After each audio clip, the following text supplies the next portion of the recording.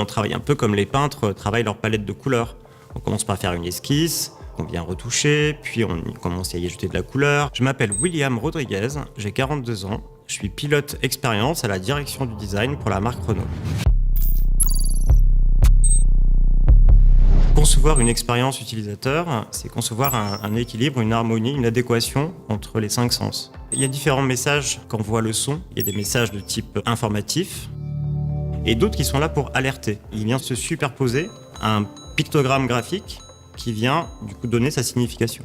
En fait, définir un territoire, un univers sonore pour une marque, c'est comme définir une identité graphique qui la représente, que les gens retiennent, pour qu'elle puisse être reconnue et perçue de façon la plus agréable possible.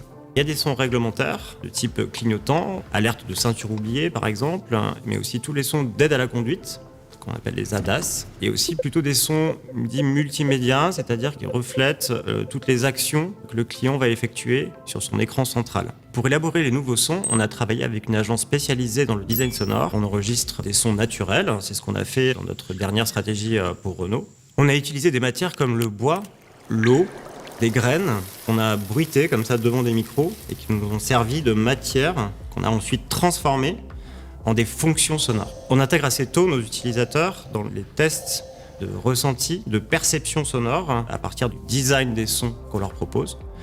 Et ils viennent alors dire s'ils comprennent pas, s'ils trouvent ça agréable. On a défini une stratégie autour de la bienveillance. Un son d'alerte n'est pas là pour agresser, il est là d'abord pour envoyer la bonne information au bon moment.